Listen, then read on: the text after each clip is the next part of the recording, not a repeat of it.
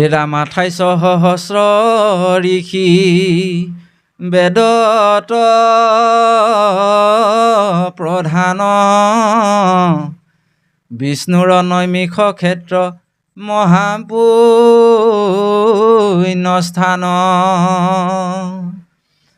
মান্য কৰি হুতক পাতিলা হত তথা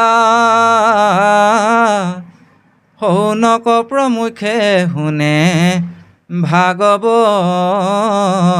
কথা। এতিয়া ইয়াত কাহিনীটো আৰম্ভ হৈছে।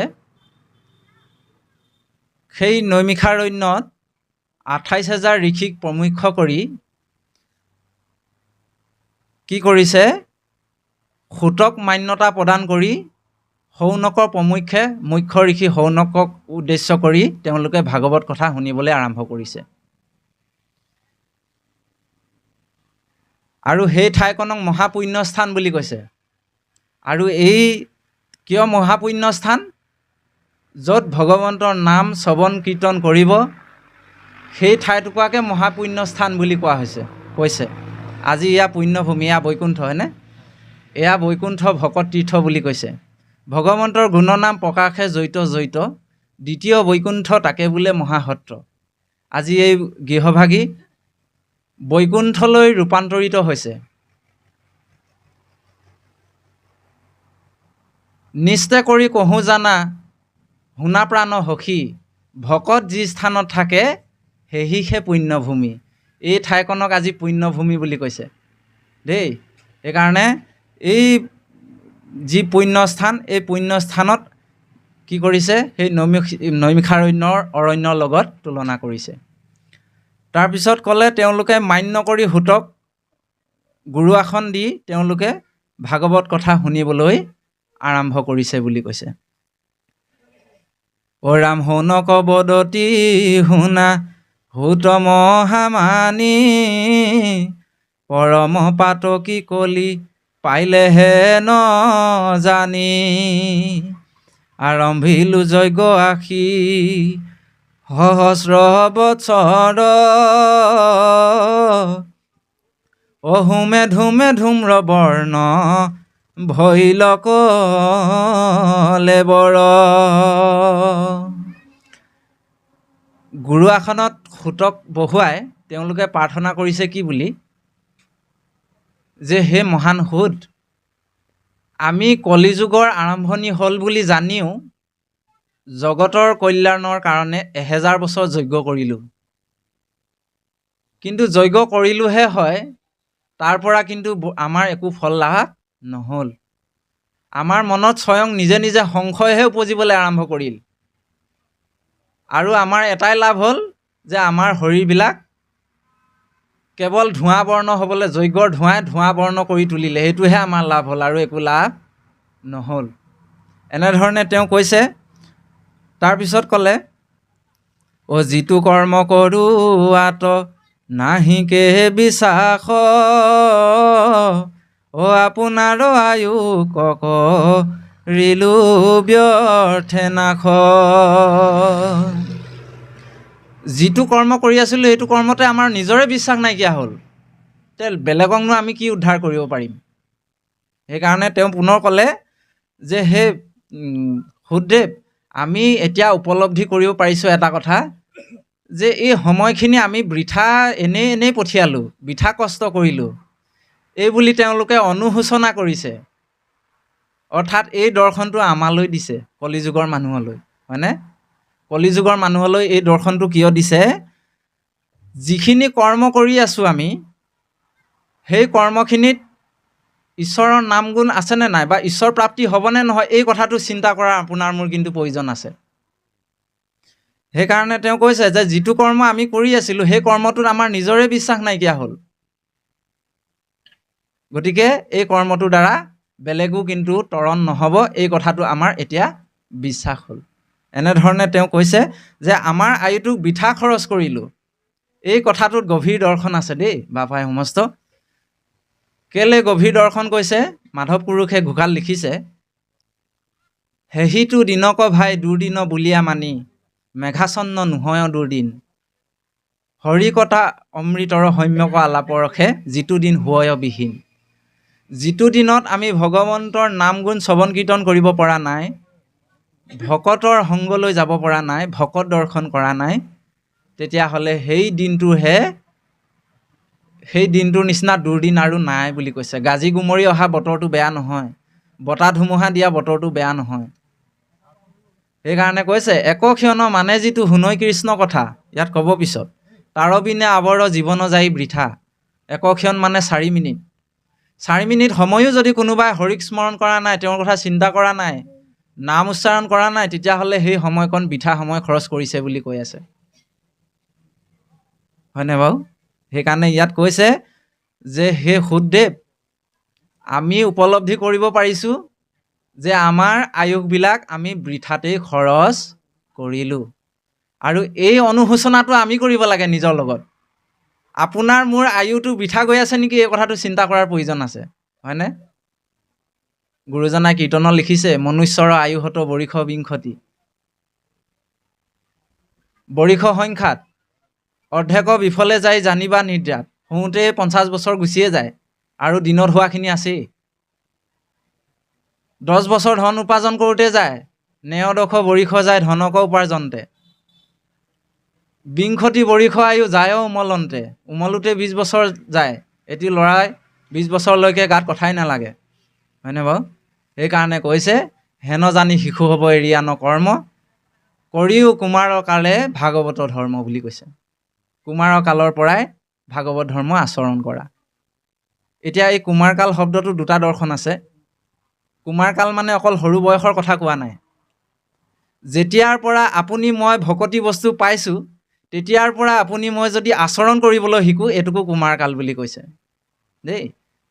অন্তকালেও হৰি স্মৰে যদি যিজন লোকে, সেইজনেও কিন্তু ভগৱন্তৰ ধামলৈ গতি কৰিব পাৰে। ইয়াৰ উদাহৰণে অজামিল। হয়নে? অজামিল হয় নহয় বাৰু? গতিকে আমি এনেধৰণে সেইকাৰণে ৰিহাৰ্চল কৰি থাকিব লাগে। যেতিয়াৰ পৰাই ভকতি বস্তু পাইছোঁ, আমি এৰি দিব নালাগে, নহ'লে কিন্তু আপোনাৰ মোৰো আয়ু বৃথা যাব, এই ভাগৱতে কৈছে। তাৰপিছত ক'লে, ইয়ে ৰাম সম্প্ৰতি তুমি সি চিন্তি ইউক মহাহিত, কৰায়ুক পান কৃষ্ণ চৰিত অমৃত। এতিয়া আগৰ শ্লোকত এটি কথা ওলাই গ'ল যে 28 সহস্ৰৰ্ষি বেদত প্ৰধান। তাৰমানে সেইসকলো শাস্ত্ৰজ্ঞ, সেইসকলো বেদজ্ঞ, সেইসকলো পণ্ডিত, কিন্তু তেৰাসৱে আকৌ সেই সূতক মান্যতা কৰি হৰি কথা শুনিবলৈ ইচ্ছা কৰিছে। ইয়াৰ দৰ্শনটো কি বাৰু মনত কৰকচোন। সেইকাৰণে দ্বাদশ স্কন্ধ উদ্ধৱক কৈছে, হে উদ্ধৱ, হ'ব পাৰে কোনোবা পণ্ডিত, হ'ব পাৰে কোনোবা জ্ঞানী, হ'ব পাৰে কোনোবা 4 বেদ 14 শাস্ত্ৰ বেদত পাৰ্গত, তথাপিতো হেহি মূৰ্খ জানা মূৰ মত। বোলে কাৰণটো প্ৰভু, সেইজনৰ বোলে ভকতিয়ে নাই। হয়নে বাৰু? সেইজনৰ বোলে ভকতিয়ে নাই। ভকতিবিহীন জ্ঞান কৰ্ম হবে ব্যৰ্থ, কহিলো স্বৰূপে বেদান্তৰো তত্ত্ব অৰ্থ। এই কথাখিনি উদ্ধৱক কৈছে যে ভকতি নাইকিয়া যিকোনো কৰ্ম, সেইখিনি কিন্তু কৰ্ম বুলি মই জ্ঞান নকৰোঁ উদ্ধৱ, সকলোখিনি বৃথা বুলি কৈছে। সেইকাৰণে এতিয়া তেওঁলোকে কি কৰিছে, সকলোখিনি জানে, 4 বেদ 14 শাস্ত্ৰ বেদত সমস্তখিনি পাৰ্গত, কিন্তু তেওঁলোকৰ ভকতি জ্ঞানটো হোৱা নাছিল, ঈশ্বৰৰ গুণ নামটো বাদ পৰি আছিল। সেইকাৰণে তেওঁলোকে কি কৰিছে, যে ভগৱন্তৰ পৰম মংগল নাম চৰণামৃত আমাক পাণ কৰোৱা, এই বুলি কৈছে। ইয়ে ৰাম পৰম ঈশ্বৰ কৃষ্ণ দেৱ নাৰায়ণ, তান মহাভক্তি ইটো শ্ৰৱণ কীৰ্তন,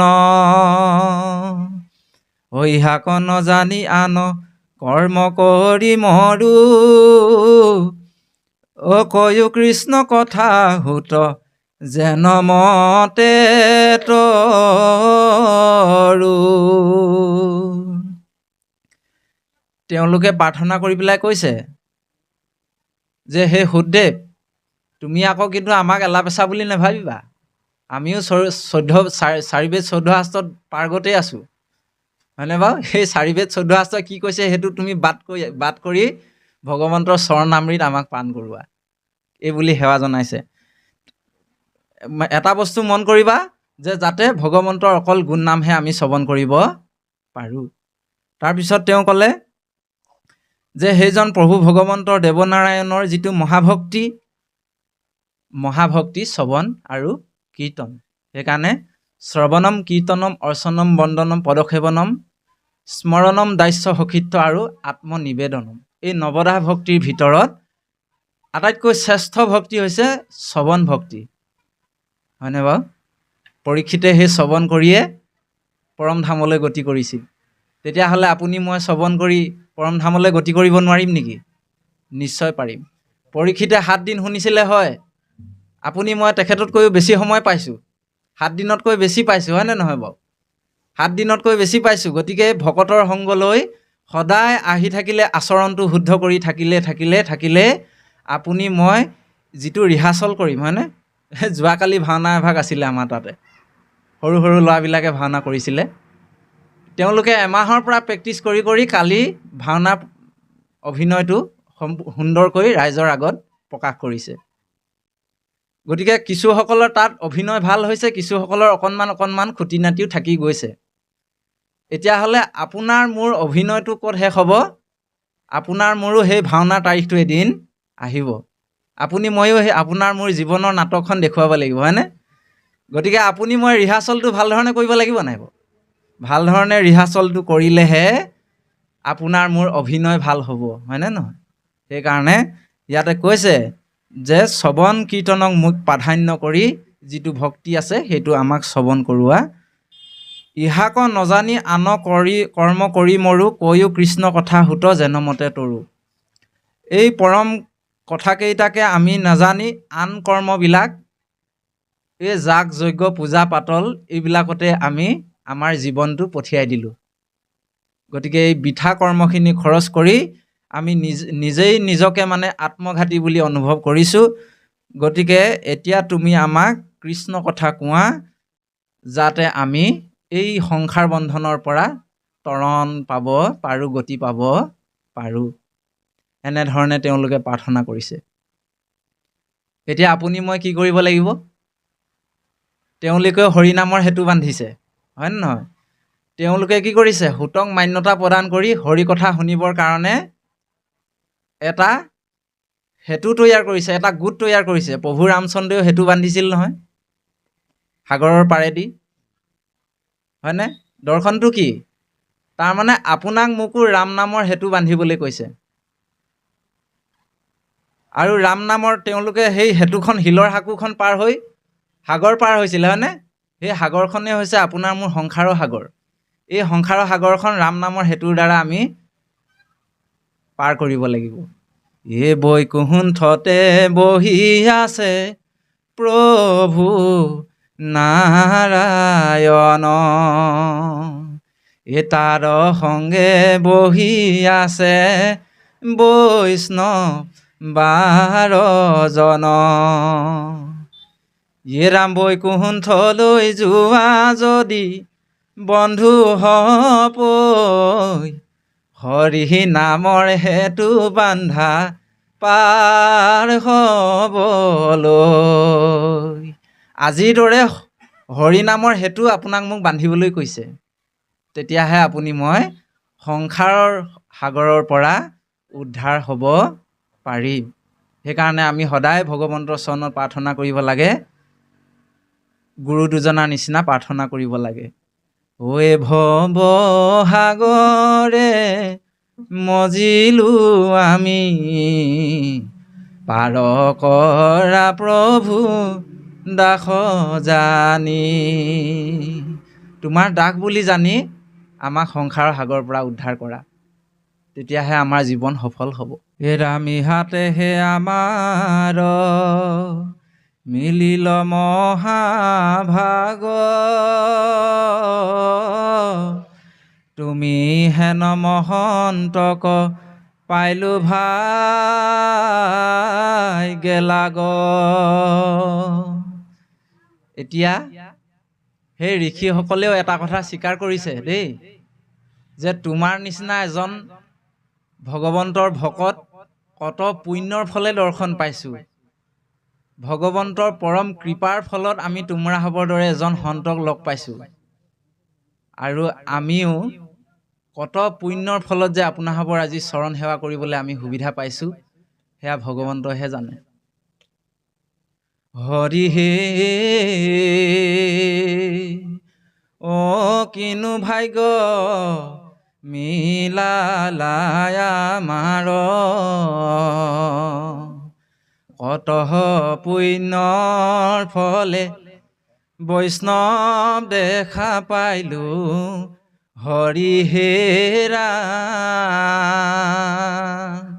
কত পুণ্যৰ ফলত যে আপোনালোকক দৰ্শন পাইছোঁ, ভকতক দৰ্শন পাইছোঁ। কৰি উদ্ধাৰ কৰি উদ্ধাৰ, কলিযুগত আপোনাক মোক ভকতেহে উদ্ধাৰ কৰিব পাৰিব দেই। কোনোবাই আপোনাক মোক সংসাৰৰ সাগৰৰ পৰা অইনে তৰাব নোৱাৰে। সেইকাৰণে কৈছে, কৃষ্ণক পাইবাক লাগি ভকতেহে পন্থা, ইহাক কহৈ গীতা ভাগৱত গ্ৰন্থা। আমি ভগৱন্তৰ চৰণ ধূলি পাবলৈ হ'লে প্ৰথমতে এই ভকতৰ ওচৰতে টিকটটো কাটিব লাগিব। সেইকাৰণে ইয়াত কৈছে যে তোমাৰ নিচিনা এজন পৰম বৈষ্ণৱ পৰম সন্তক আমি কিমান যে পুণ্যৰ ফলত পাইছোঁ, ভগৱন্তৰ কৃপাৰ ফলত পাইছোঁ, তাৰ কাৰণে আমি ধন্য হৈছোঁ, এই বুলি কৈছে। তাৰপিছত ক'লে তেওঁ, অ ৰাম যত স্বৰ্গ সুখ যিটো মুখ্য সুখমূল, ভকতৰ সংগৰ অল্প কোনো হিতুল। কমটি ডাঙৰ কথা কৈছে এষাৰ, হয়নে বাৰু? ইয়াতে কৈছে যে যিমানবিলাক স্বৰ্গ সুখ আছে আৰু মুখ্য সুখৰ পৰাও যিখিনি সুখ অনুভূতি পোৱা যায়, সেইখিনি কিন্তু ভকতৰ সংগত থাকি পেলাই যিটো সুখ অনুভৱ পৰমানন্দ পোৱা যায়, তাৰ লগত তুলনা নহয়। এই কথাষাৰ কিয় ক'লে বাৰু, হয়নে? বহুত গভীৰ দৰ্শন আছে যে ভকতৰ সংগটো ইমান অল্পমতি নহয় বুলি কৈছে। সেই ব্ৰহ্ম ঋষিবিলাকেই স্বীকাৰ কৰি গৈছে। আপুনি মই তেতিয়াহ'লে কোন, হয়নে? ব্ৰহ্ম ঋষিবিলাকে নিজেই স্বীকাৰ কৰি গৈছে ভকতৰ সংগ ইমান এলা পেচা নহয়। বোলে কিয়? কাৰণ ভকত এনেকুৱা এটা বিষয়, ভকত এজনে নিজেতো তৰিবই, তাৰ লগতে সবংশে উদ্ধাৰ কৰিব বা সমাজ বা জগতক উদ্ধাৰ কৰিব পাৰে বুলি কৈছে। এই কথাটো দেখোন স্বয়ং নিসিংহ গোসাঁই কৈছিল প্ৰহ্লাদক, যে তোমাৰ নিচিনা এজন পুত্ৰ জন্ম হ'লে 21 পুৰুষলৈকে উদ্ধাৰ কৰিব পাৰা। তাৰমানে ভকতৰ ওচৰত ইমান মহিমা আছে যে এজন ভকতে এজন মহামোহমতী মহা অহংকাৰে পৰিপূৰ্ণ এজন অহংকাৰী মানুহকো এজন সন্তলৈ ৰূপান্তৰ কৰি দিব পাৰে। এয়া হৈছে ভকতৰ মহিমা, হয়নে? ভাগৱতে সেইকাৰণে কৈছে, অ ৰাম মহামোহমতী যাৰ পূৰ্ণয় অহংকাৰ, ভকতক পাইলে শৈবেক নিস্তাৰ। মহা অহংকাৰেৰে মহা গৰ্বীৰে ভৰি থকা এজন ব্যক্তিক যদি এজন ভকতে লগ পাই যায়, দৈৱ পক্ষে যদি এজন ভকতৰ সং পায়, তেতিয়াহ'লে সেইজনেও নিস্তাৰ পাব পাৰে বুলি কৈছে। ইয়াৰ উদাহৰণে দেখোন দস্যু ৰত্নাকৰ, হয়নে বাৰু? আপোনালোকে জানেই দস্যু ৰত্নাকৰটো এটা গভাইত চুৰ আছিল, ডকাইত। কিন্তু তেওঁ নাৰদৰ নিচিনা এজন পৰম সন্ত ভকতৰ সং পাই পেলাই বাল্মীকিৰ ৰামায়ণ লিখিব পৰা এজন বাল্মীকি মুনিলৈ ৰূপান্তৰ হ'ল। কি দৰ্শন দিছে তাৰমানে? অৰ্থাৎ আমাক কৈছে যে সৎসংগ লোৱা, ভকত সংগ লোৱা। আমাক কৈছে দেই, আমাক কৈছে কুসংগ ত্যাগ কৰি সৎসংগ লোৱা আৰু ভকত সংগ লোৱা। তেতিয়াহ'লে কি হ'ব? তোমালোক তৰণৰ পথটো দেখিবলৈ পাবা।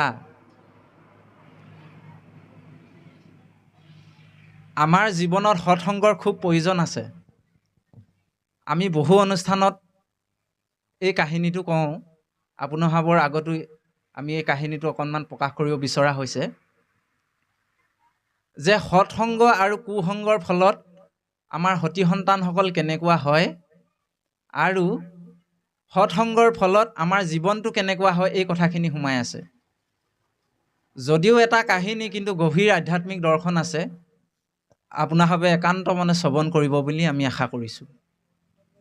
দুটি ভাটৌ চৰাই আছিলে। দুইটি ভাটৌ চৰাই একে মাকৰে সন্তান। দুয়োটাৰে ৰূপ ৰঙো একেই, দেখিবলৈ হুবহু মিল আছে।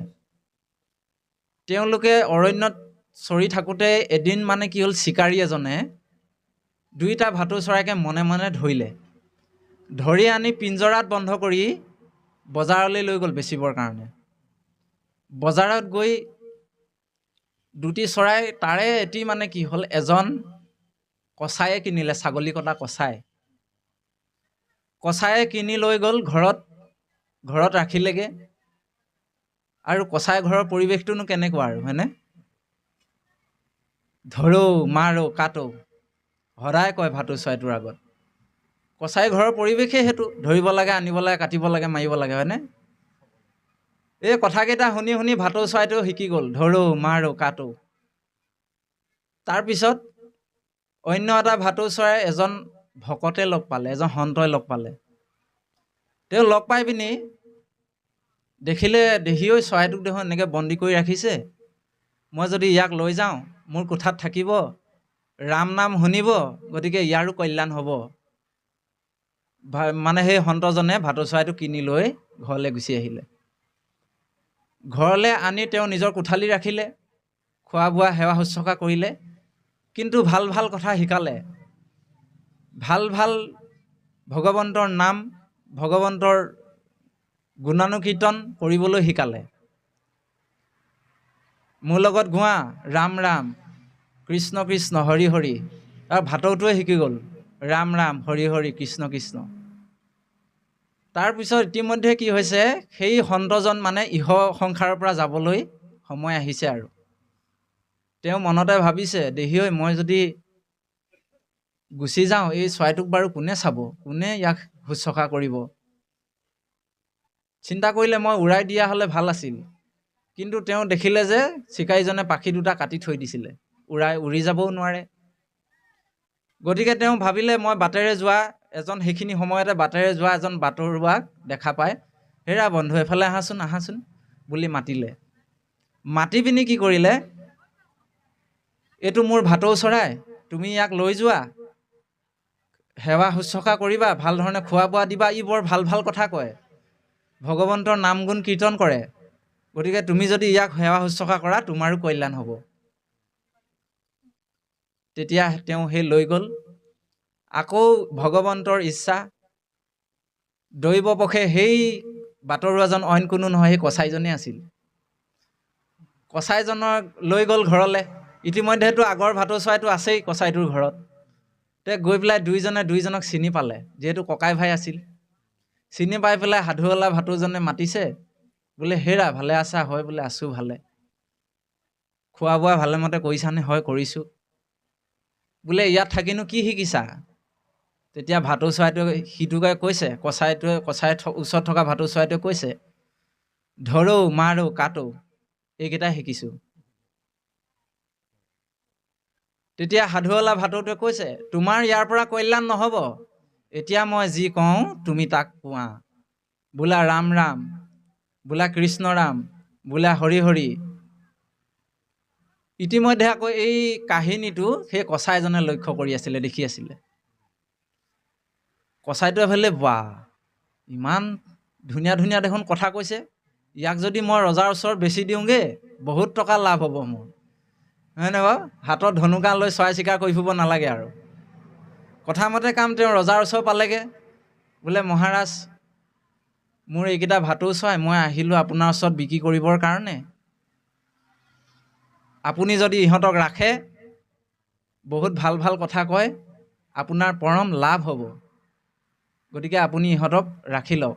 হয় নেকি? বোলে কিমান দাম লাগিব?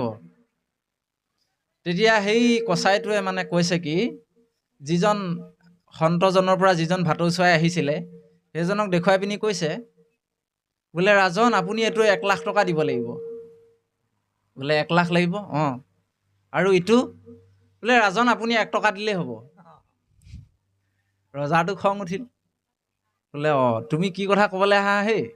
1 লাখ টকা 1 টকা ব্যৱধানটো জানা নাজানা? বোলে জানো, মই ভাল ধৰণে জানো। অঁ, তেতিয়াহ'লে কেলেই ইমান আকাশ পাতাল দাম কৰিছা? দুইটাটো দেখিবলৈ একেই, একোতো মই পাৰ্থক্য দেখা নাই। নহয় ৰাজন, আপুনি দুদিনমান ৰাখি চাওকচোন, দুদিনমান ৰাখি চাওক, তেতিয়া আপুনি যদি বোধগম্য হয় বোলে মোক পইচাটো ইমান টকা দাম কৰিছোঁ মই, যদি দিব লাগে বুলি ভাবে দিব, নহ'লে ঘূৰাই লৈ গুচি যাবা। মই গুচি যাম ঘূৰাই লৈ। অঁ, তুমি এইটো ভাল কথা ক'লা। কথামতে কাম, ৰজাক চৰাই দুটা দি থৈ গুচি গ'ল। ৰজাই কি কৰিলে, যিটো 1 টকীয়া ভাটৌ আছিলে তাক বাৰান্দাত ৰাখিলে, আৰু 1 লাখ টকীয়া ভাটৌটোক নিজৰ শোৱা কোঠালিত ৰাখিলে। চাওঁচোন ইয়াৰনো কি ইমান বিশেষত্ব আছে, ইমান দাম কৰিছে। সেইদিনা ৰাতি ৰজাই খাই বৈ শুই থাকিলে। শুই থাকি ৰাতিপুৱা ব্ৰহ্মপুৱা হৈছে 4 বাজিছে। 4 বজাৰ লগে লগে সন্তসকলটো সদায় 4টা বজাতে উঠে স্নান কৰিবৰ কাৰণে, হয়নে? উঠিছে তেতিয়া মানে 4 বজাত, সেই যেতিয়া 4 বাজিছে, সেই সাধুৱলা ভাটৌটোৱে সন্তজনে, সেই ভকতজনে শিকোৱা এটা ঘোষা মাতিছে, ৰাজা শুই শুই কি কৰিছা, উঠিলৈ গোৱা মুৰাৰী, অ এদিনটো এদিন শুবই লাগিব, চিৰদিন নিদাৰ কোলা। ৰাজন, এয়া তোমাৰ হোৱা সময় নহয়, উঠা, উঠি লৈ মোৰ লগত অতি সোনকালে হৰি নাম কীৰ্তন কৰা, মোৰ লগত গোৱা, শ্ৰীকৃষ্ণ গোবিন্দ হৰি মুৰাৰী, গোৱা মোৰ লগত, এতিয়া হোৱাৰ সময় নহয়। ইমান দিনৰ পৰা শুলাই, আৰু এনেওতো এই বিচনাখনৰ এদিন চিৰজীৱনৰ কাৰণে শুবই লাগিব। তেতিয়া তোমাৰ ভৰিকেইটা জ্বলি থাকিব, তুমি গম নেপাবা। তোমাৰ হাতকেইখন জ্বলি থাকিব, তুমি গম নেপাবা। তোমাৰ মুখমণ্ডল গোটেই শৰীৰটো জ্বলি থাকিব, তুমি গম নেপাবা। গতিকে সেই চিৰকাল সেই বিচনাখনৰ এদিনটো এদিন এনেও শুব লাগিবই। গতিকে এয়া হোৱাৰ সময় নহয় ৰাজন, উঠি লৈ মোৰ লগত হৰি কীৰ্তন কৰা। তেতিয়া চকমক খাই ৰজা উঠিল, সাৰ পালে, চাইছে কোনে কৈছে কথাটো। অঁ, তেতিয়া তেওঁ গম পালে যে ভাটৌ চৰাইটোৱে কৈছে। আহি পেলাই শ্ৰদ্ধা কৰি প্ৰণাম কৰি পেলাই কৈছে পুনৰ। ইয়াতো আকৌ মৰ্যাদা আছে দেই, প্ৰতিটো বস্তুতে মৰ্যাদা আছে। কাৰোবাৰ ওচৰত আমি কিবা শিকিবলৈ হ'লে সদায় শ্ৰদ্ধা আৰু ভক্তিভাৱেৰে আগবাঢ়িব লাগিব। সেই চৰাইটোৰ ওচৰত প্ৰাৰ্থনা কৰি কৈছে, বা তুমি ইমান ভাল কথা কৈছা মোক, এই কথাকেইটাতো মোক সন্তসকলেও কোৱা নাই, সাধুসকলেও কোৱা নাই। গতিকে তুমি মোক আৰু কিবা এটা ভাল কথা কোৱাচোন। তেতিয়া সেই চৰাইটোৱে পুনৰ কৈছে, ৰাজন, তোমাৰ মূৰৰ ওপৰত কিবা এটা ঘূৰি আছে। ৰজাই চাই পিনি কৈছে, ক'ত? একোতো নাই। নহয় ৰাজন, আছে, তুমি কিন্তু দেখা নাই। সেইটো হৈছে কালৰূপী সময়। অৰ্থাৎ তোমাৰ মূৰৰ ওপৰত কালৰূপী সময় গৈ আছে এদিন দুদিনকৈ। তাৰ মানে আপোনাৰ মোৰো সেই কালৰূপী সময়ৰ গ্ৰাসত এদিন দুদিনকৈ গৈ আছে। কাৰোবাৰ 10 বছৰ, কাৰোবাৰ 20 বছৰ, কাৰোবাৰ 30 বছৰ, 40 বছৰ, 50 বছৰ, 60 বছৰ, 70 বছৰ, হয়নে? কলৈ গৈ আছে এইখিনি? কালৰ সোঁতত আপোনাৰ মোৰ বয়সটো আৰু সময়টো বিলীন হৈ গৈ আছে। কাল অব্ৰাহল মুখগ্ৰাস ত্ৰাস নিৰ্ণাচ হেতবে। কালৰূপী সময়ৰ গ্ৰাসত আপোনাৰ মোৰ জীৱনটো এদিন দুদিনকৈ গৈ আছে। গতিকে ৰাজন, তুমি এই কালচক্ৰটো দেখা নাই। আৰু ৰাজন, তুমি কেতিয়াবা দেখিছানে সাপে ভেকুলী খোৱা? বোলে নাই দেখা। অঁ, চাবা কেতিয়াবা। বাৰিষাৰ সময়ত সাপে বেছিকৈ ভেকুলী খায়। বোলে তাৰ বিশেষত্ব কি? বোলে বিশেষত্ব হৈছে এইটোৱেই, যেতিয়া সাপ এটাৰ মুখত এটা ভেকুলী থাকে, আধা অংশ সাপৰ পেটত থাকে মুখৰ ভিতৰত, আৰু আধা অংশ বাহিৰত ওলাই থাকে। সেই বাহিৰত ওলাই থকা সময়খিনিত সি বোলে জিভাখন লপলপাই থাকে। তাৰমানে তাৰ মুখৰ আগলৈ অহা কীট পতংগবিলাক সি আকৌ বোলে খাবলৈ বিচাৰে, বোলে ইচ্ছা কৰে। কিন্তু সি ইতিমধ্যে অকণমান দেৰি পিছতে তাৰ মৃত্যু আহি আছে, কালৰূপী সময়গ্ৰাসত সি গৈ আছে, কিন্তু সি তাৰ মৃত্যুটোক দেখা নাই। গতিকে ৰাজন, আমিও সেই সাপৰ মুখৰ ভেকুলীহে, আমাৰো কিন্তু সেইকণহে সময় আছে। যিমানকণ সময় সেই ভেকুলীটো সাপৰ মুখত থাকিব। গতিকে এতিয়া হোৱাৰ সময় নহয় ৰাজন, সোনকালে হৰি কীৰ্তন কৰা। অৰ্থাৎ আপুনি মই অকণমান সময় লৈ আহিছোঁ, হয়নে? অকণমান সময় লৈ আহিছোঁ, আৰু এই সময়কণতে বহুত কিবা কিবি মানে কল্পনাৰ বস্তু বিচাৰি আপুনি মই মনটোক অশান্ত কৰি ৰাখিছোঁ। আপুনি মই আপোনাৰ মৃত্যুটোক দেখা পোৱা নাই, যাৰ কাৰণে কি আমি হৰি ভকতি কৰিবলৈ আগবাঢ়িব পৰা নাই। তেতিয়া তেওঁ কি ক'লে, যে আমি সাপৰ মুখৰ ভেকুলী ৰাজন, এতিয়া আৰু ৰৈ থকাৰ সময় নাই, সোনকালে হৰি কীৰ্তন কৰা। তেতিয়া তেওঁ মানে পৰম জ্ঞান মনলৈ আহিল দেই। পৰম জ্ঞান মনলৈ আহি তেতিয়া তেওঁক মানে ধন্যবাদ দিছে। তেতিয়া তেওঁ মনত ভাবিছে, বা এইটো দেখোন চৰাই 1,00,000 টকাতকৈ বহুত মূল্যৱান, ইয়াক দেখোন পইচাৰে জুখিবই নোৱাৰি, পইচাৰে দেখোন ইয়াক কিনিবই নোৱাৰি, ইমান দেখোন মূল্যৱান কথা কৈছে। তেতিয়া মানে কি হ'ল, তেওঁ মনত আকৌ পটককৈ সেই বাৰান্দাত থোৱা ভাটৌ চৰাইটোলৈ মনত পৰিল। যেতিয়াই মনত পৰিল, যাওঁচোন বাৰু তেওঁনো কি বিশেষত্ব আছে। দৰজাখন খুলি জাহাই বাহিৰলৈ ওলালে, ৰজাক দেখি লগে লগে ভাটৌ চৰাই মাত লগাইছে, ধৰো মাৰো কাটো। ৰজাই আৰু ভয়তে মানে কি কৰিব, হয়নে? কোনোবাই মোক আৰু এতিয়া সৈন্য সামন্তই আন্ধাই মুন্ধাই পাই ধৰিবহিয়ে চোৰ ডকাইত বুলি, লৰালৈকে দৰজা মাৰি আকৌ ভিতৰত সোমালেহি। তেতিয়া আৰু ৰজাৰ বুজিবলৈ বাকী নাথাকিল, বোলে এইটো 1 টকাৰো যোগ্য নহয়, হয়নে বাৰু? ইয়াক এনেইহে 1 টকা দাম কৰিছে, গতিকে ই 1 টকাৰো মূল্য নহয়, মূল্য নাই ইয়াৰ, কিন্তু ইয়াক আকৌ টকাৰে কিনিব নোৱাৰি।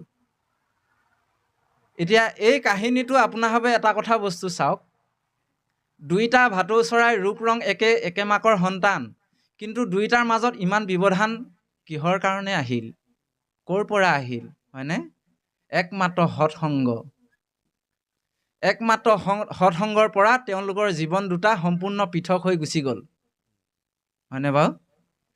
আমি যদি এই অভাজনে এই আসনভাগ এৰি থৈ, বা ভকত সংগ ভকত তীৰ্থ এৰি থৈ লিটিং ভিটিং কেইটামানৰ লগত যদি ফুৰিবলৈ লওঁ, তেতিয়াহ'লে আমাৰ জীৱনটো আৰু দুটকীয়া এটকীয়া হ'বলৈ বেছি সময় নেলাগে। গতিকে এইটো সৎসংগৰ বহুত ডাঙৰ প্ৰভাৱ। এতিয়া সেই চৰাইটো কিয় দুটকীয়া হ'ল? সি কচাই নামৰ এটা কুসংগত পৰিল, আৰু বেয়া বেয়া কথা শিকিলে, বেয়া আচাৰ আচৰণ কৰিলে, সেইকাৰণে তাৰ জীৱনটো মূল্য নাইকিয়া হ'ল। আৰু এইপিনে ই ভাল কথা শিকিলে, অমূল্য ৰত্নলৈ পৰিৱৰ্তন হ'ল, সেই ভকতজনৰ আশীৰ্বাদ পায়। গতিকে আপোনাৰভাৱে চাওকচোন, সৎসংগ আৰু কুসংগৰ কিমান প্ৰভাৱ আছে, হয়নে? সেইকাৰণে আমি সতী সন্তানসকলক সদায় কুসংগৰ পৰা বচাবলৈ চেষ্টা কৰিব লাগে। আৰু কোনো মাক দেউতাকে নিজৰ ল'ৰাটো বেয়া হ'বলৈ ঠেলি দিব নোৱাৰে। আমাক এই দৰ্শনবিলাক ভাগৱতে আমাক দিছে, যে হে নৰসকল, তোমালোকে কুসংগ ত্যাগ কৰি সৎসংগ লোৱা, আৰু সৎসংগ ল'লে তোমালোকৰ জীৱনটো অমূল্য ৰত্নলৈ পৰিৱৰ্তন হ'ব। গতিকে এনেধৰণে আমি এটি চমু কাহিনীৰে আপোনালোকৰ আগত প্ৰকাশ কৰা হ'ল।